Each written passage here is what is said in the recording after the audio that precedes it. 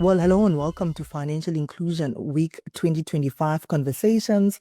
This particular session is, of course, brought to you and hosted by JUMO. My name is Anilisa Tuswa and I'll be your host for today. Our topic of discussion is quite an interesting one. It is responsible lending in an era of economic pressures. Quite interesting, right?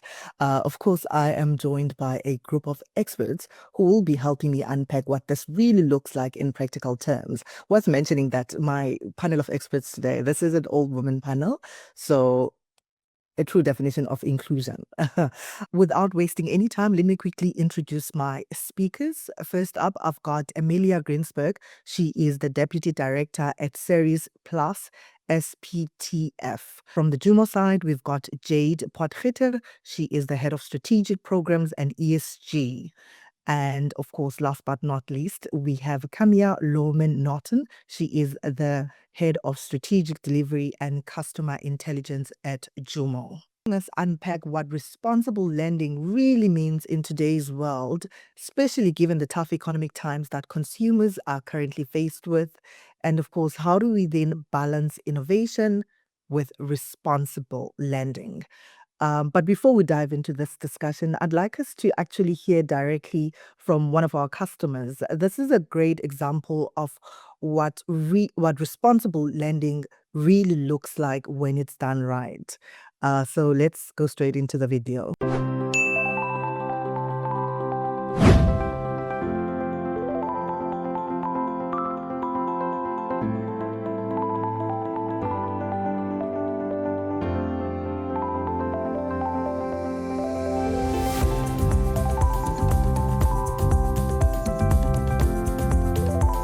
My name is Stereo Mwanzakunda.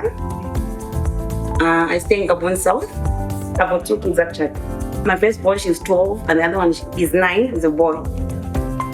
I like farming, especially chicken farm. Like, you never go wrong.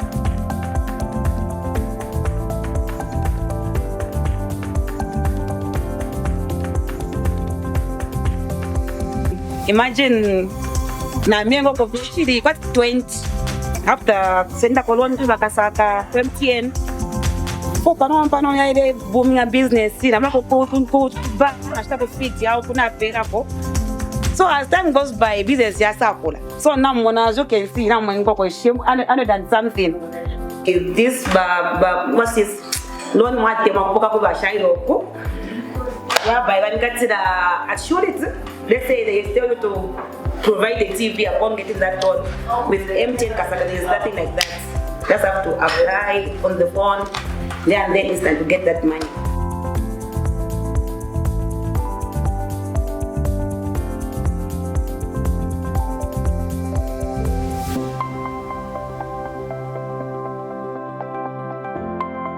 At least we are getting there.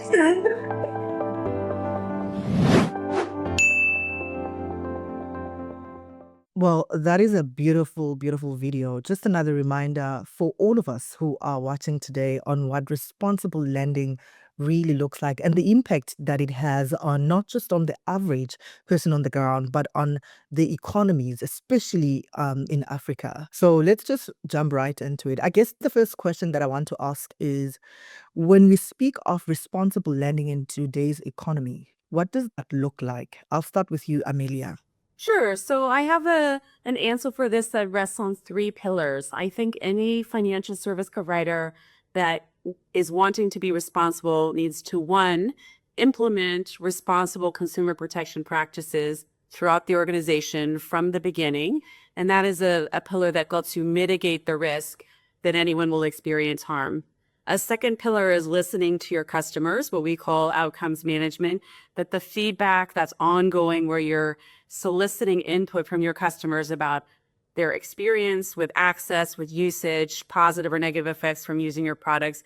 Hearing that feedback from your customers in an ongoing way is another pillar of making sure that what you're doing is helping and not harming. And then the last was having a functional complaints mechanism.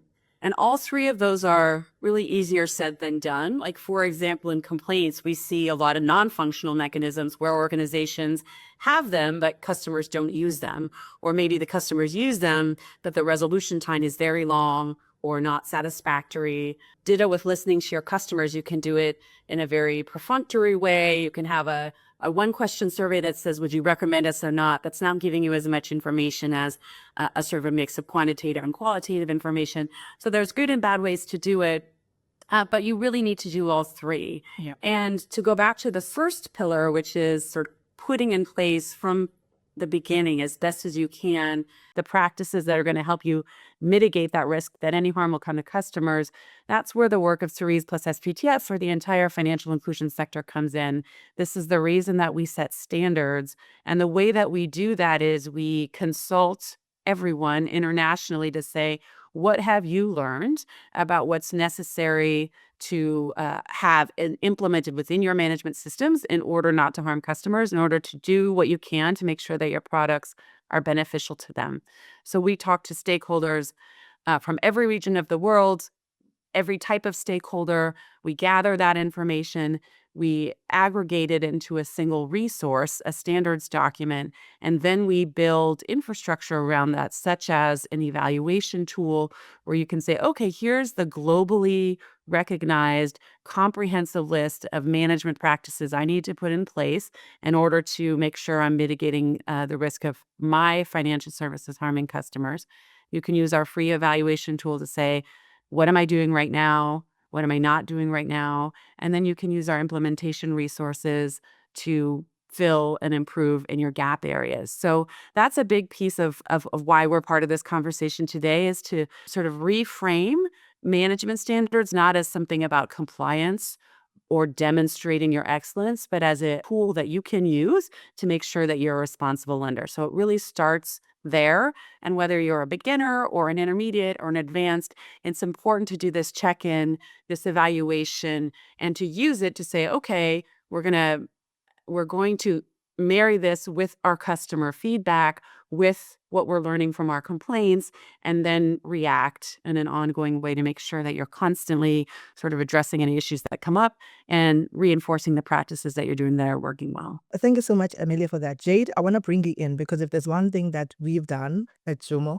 is we are very big on responsible lending. Thanks, Lisa. And just building on what Amelia said, when you think about ESG specifically and responsible lending, phrases like fair access to credit, affordability and suitability, financial well-being, transparency, accountability, those kinds of phrases bubble up. But what do those actually mean? And I like to be quite practical with my examples. So if I think about it, for me, it's really about balancing company growth with what is actually right for the customer.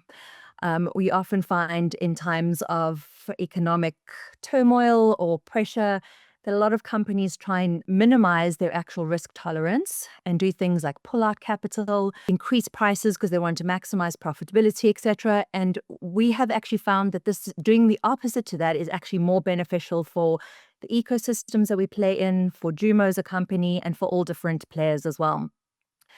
A really good example of that was during the COVID pandemic. So a lot of our banking partners requested to reduce their commercial activities on the platform to limit their exposure.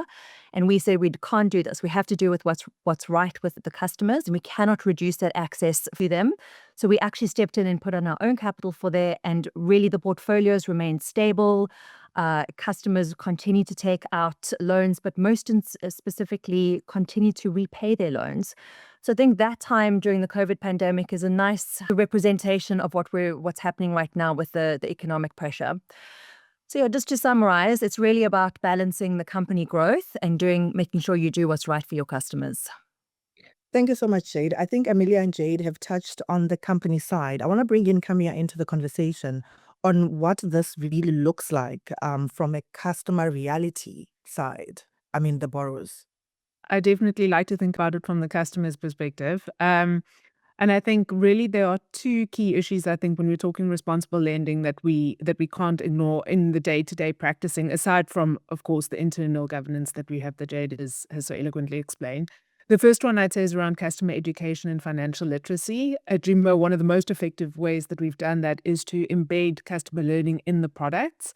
And by that, I mean that when customers essentially behave and transact in a way on the platform that is desired behaviors, I suppose, like when you are lending responsibly, you are paying back responsibly, etc., they actually see the benefit of that behavior in terms of, for instance, increased offers, or they can see their risk lowering for us. So I think that essentially enacts a very practical training model for the customers, and especially for newly included customers. That is, a very rather than reading things or seeing things, like really actually experiencing it is a very effective learning mechanism. And then, of course, alongside that, you need to have relevant educational and explainer material that's very accessible to them. I mean, that goes without saying. It needs to be worded appropriately, especially for someone who's never had exposure to formal financial products previously. And then the second one I would say is that when it comes to responsible lending, and this is more zooming out, so not from a customer perspective or from an internal company perspective, but more from the ecosystem as a whole, I think what we're seeing is that when it comes to digital financial services, there's more competition than ever before. And not all the players have sophisticated prediction capabilities. So by that, I mean things like scoring, but also their affordability assessments, etc. And the risk there is that everyone starts to compete for the same group of customers, and that can erode the ecosystems that we all partake in. So in Africa, a very common one, of course, are the mobile money ecosystems. So I think there's more generally in the industry, what we're definitely seeing is ecosystem custodians becoming more aware of their need to vet their digital financial services partners very carefully. I want us to actually build up on what you just spoke about, Carmia, because fintech is forever evolving. It's probably one of the fast growing industries. But I think now more than ever, then we need to emphasize on, as much as there's innovation, lending responsibly actually becomes more important. How do we then balance innovation and like being responsible? How do we balance this? Because there's more players coming into the market, but people on the ground are struggling as well. I want to bring you in, Carmia, on that one first. I think here I'm definitely going to refer back to the examples and the 3 pillars that Amelia spoke to previously, especially in terms of listening to your customers. So for us, there are 2 ways of doing that. There are our live products, so the existing products that we already have live in ecosystems. So there, of course, all your standard voice of customer programs becoming incredibly important. So monitoring your operational data once the product is live, and then also very importantly, actually speaking to customers. So we tend to do post-implementation research in field for our live products and have, at the very least, at a minimum, an annual assessment of what's happening with that product in that market, and various different touch points that we go into there. And then the other part is also before implementing new products. So a great example there is, again, practicing really strong onboarding and educational content when you're about to launch a new product, that especially when customers might not be aware of the construct.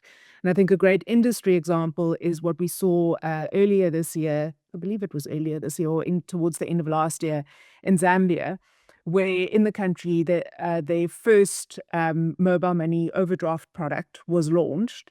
And we've, of course, seen great success with those kinds of products, not JUMO specifically, I mean, in the industry.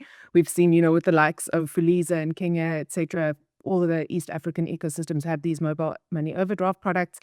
But when it launched in Zambia, customers had never experienced anything like this before, and it was a lot of customer confusion. They saw a lot of negative sentiment.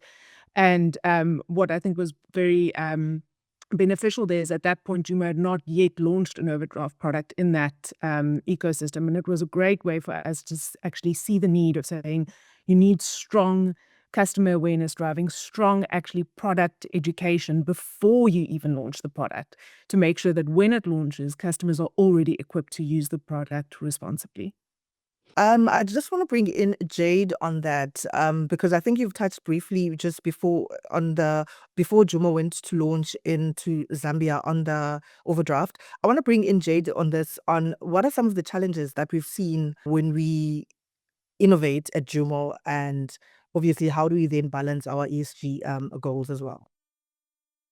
It's a really good question. And, I think that it's just about going back to basics.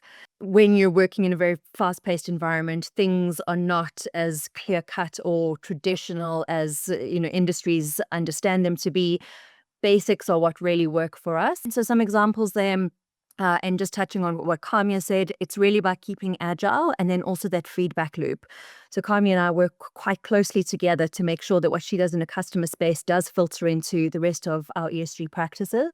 It's if I go back to the basics, some of those principles are around embedding at a leadership structure. So it doesn't help that a little small random section of your organization believes in this, but it's not filtering from the top down. So we really, our leadership team fully believes in ESG and sustainable lending. So that's really great. And then the other thing is just really using benchmarking and certifications that are around frameworks to just set the context around what we're measuring ourselves on.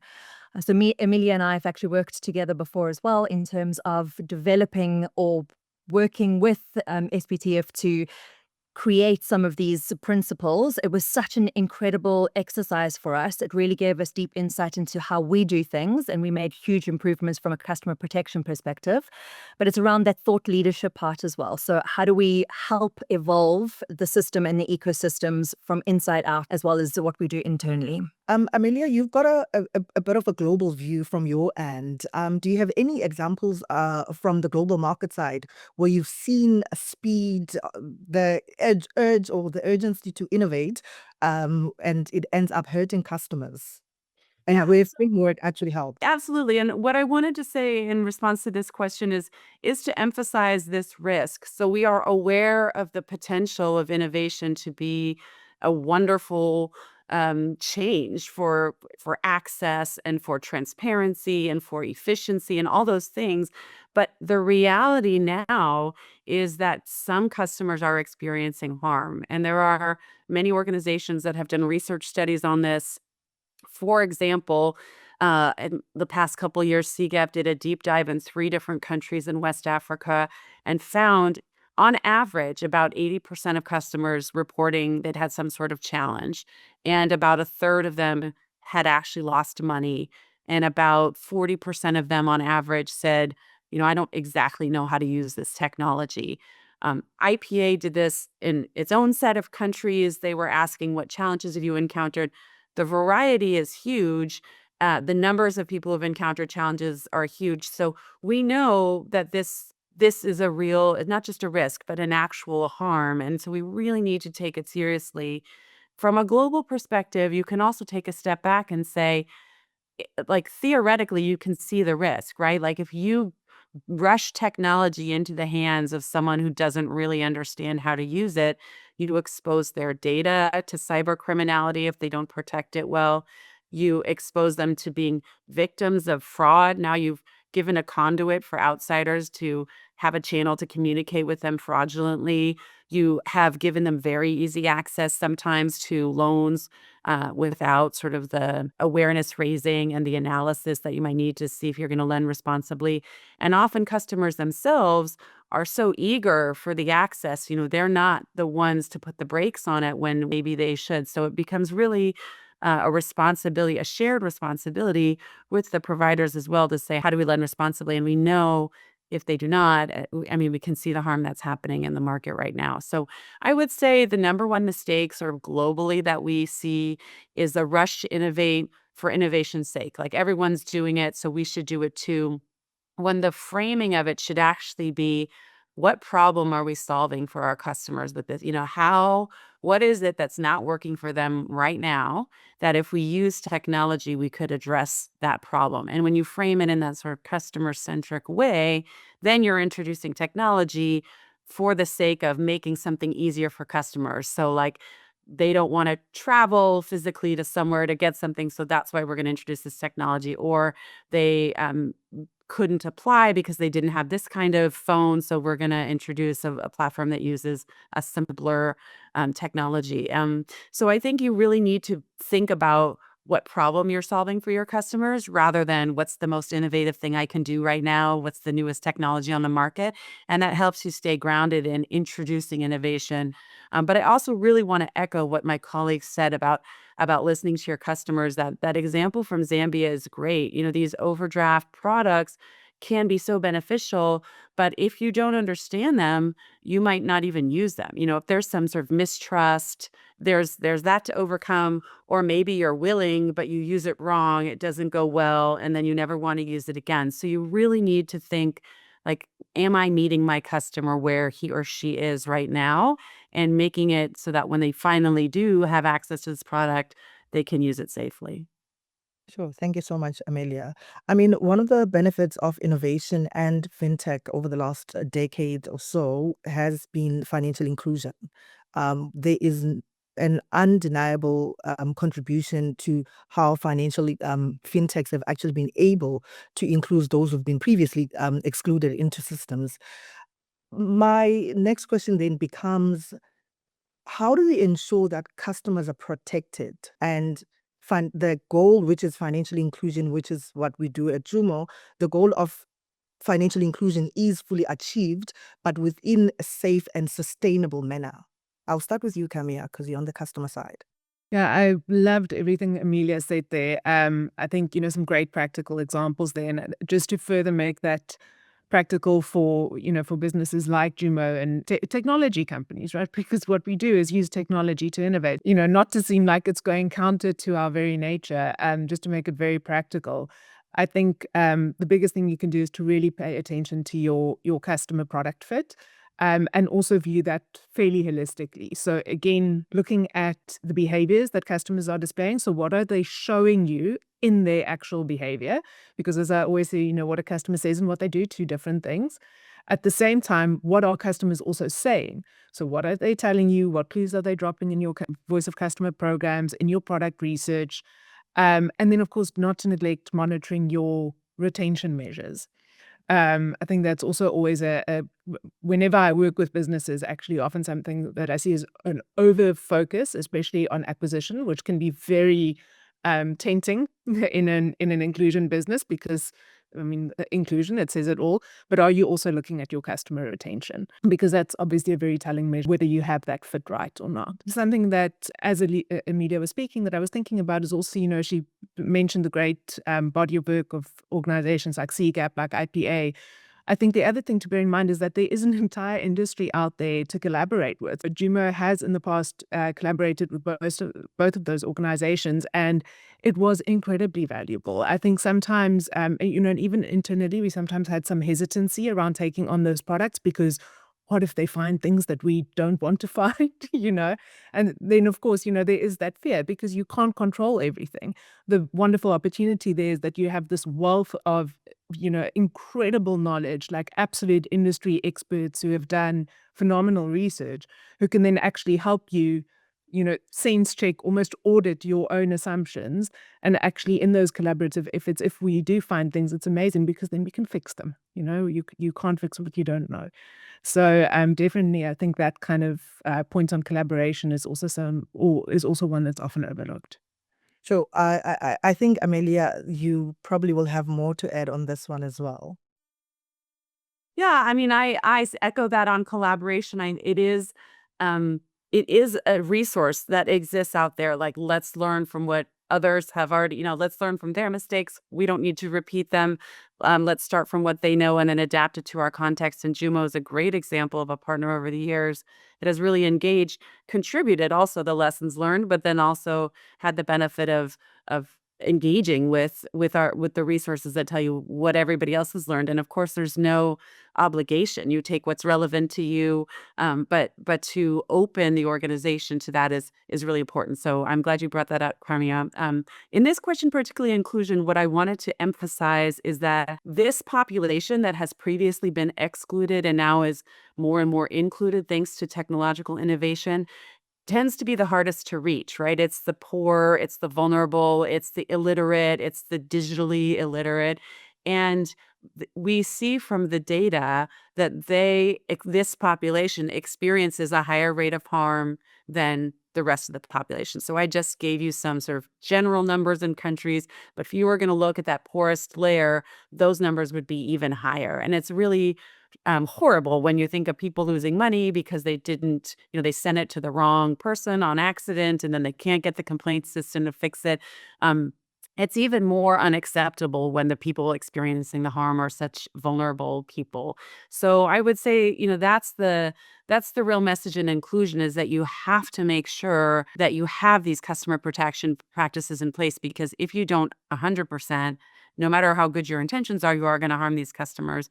And the last thing I'll say about inclusion is that the data can be somewhat misleading. So we know plenty of anecdotal examples where we say, oh, this woman got a phone and now she's transacting, and you find out she's giving it to her kids. She still doesn't know how to use her phone, or it's her spouse, or it's a group of people and they're all sharing the same PIN. And so you really need to remember that even as you're giving populations that have never before used this technology such an opportunity to manage their own financial lives better, that they are going to have their coping mechanisms that aren't necessarily the safest. And it's really incumbent upon the provider to make sure that person not only has the actual access, but also the knowledge that goes with it to use it safely. Sure. Thank you so much, Amelia. Jade, do you have any insights you might share with us where we speak on a sustainable way to create financial inclusion? I think my colleagues have summarized really well. It's really about listening to the customer, making sure you've got those basics in place, and just making sure that you're not doing any harm. We are approaching the close to the near end of our conversation. Maybe let's shift things a bit and talk about what we can look forward to in the future. What lessons and shifts will be shaping the digital financial space? Amelia. Yeah, I want to say something quick, which is just that I think we're increasingly understanding that if you don't listen to your customers, you are probably harming at least some of them. No matter how good your intentions are, no matter how good your practices are, it's essential to have that feedback from your customers for customer protection. So I think previously it was maybe a little more acceptable not to have that. And I'm hoping that in the future it will become mandatory to have some sort of evidence of what your customers are experiencing. And I also think another trend I'm seeing is a little more collaboration between regulatory authorities and the financial service providers. And I think traditionally it could be adversarial or it could be even punitive. And what we're trying to create here with this ecosystem is a regulatory framework that supports good practice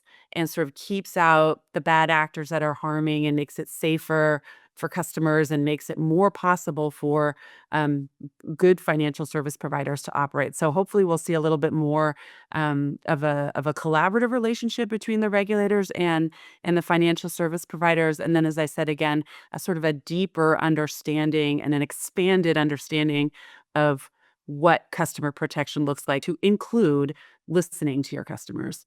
Jade? I just love what Amelia said, and it's definitely something we've started doing, which is asking our customers a burden to repay. So really trying to unpack and understand how they feel. So, the assumption that, financial inclusion tech, it's done, but really understanding the mechanisms of the product. You've got a loan now. How easy is it for you? How did it impact your life? And I'm personally very energized to see some of the data that's coming back from this question that we're asking. And we'll just continue to keep on looking at digging further, really understanding where our customers want us to be and help them out. Thanks, Jade. Carmia? Yeah, I think if I, again, pay it back to what we're really seeing, kind of the need for in all these various customer feedback loops that we have. What it's really resulted in recent times is us doubling down on supporting customers through digital education, and also really making sure that our communication approaches are very nuanced. So we really take the time to tailor all of our communication, all of our education materials to the segment, but also to to the different needs that we've identified within those customer segments. And kind of building out that educational toolkit for our customers, which I think is the wonderful thing about that, is that we can also then see through the feedback loop that it's working for them. So we will continue to test and expand that as we move forward. Our discussion is coming close to an end. So just in closing, I will start with Jade. What's the one thing that you think our audience should take away about responsible lending? Yeah, so I like to keep things practical. So, for me, it really is about having a set of principles or a guiding North Star that tracks whatever you do. And then just don't underestimate that every single small incremental change that you make in a positive or negative way has huge systemic impact. So just keep on chipping away at making sure you're doing the best for your customers. Sure. Amelia? Yeah, I would say just to reiterate the about the DFS standards. If you're a financial service provider with a digital product, you don't have to do this alone. And so please use the free public good resources that are out there. Don't be afraid of finding gaps. Everybody does, but it's a great way to efficiently identify where you might have some weak areas that you can address, where you have some strong areas that you want to double down on, and take advantage of this international community that has collectively put its thoughts together into resources that can help every single financial service provider be more customer centric and mitigate those risks to customers. Carmia? You opened by saying, what do we do with inclusion when times are tough economically? And I think it's exactly when times are tough that inclusion is needed the most.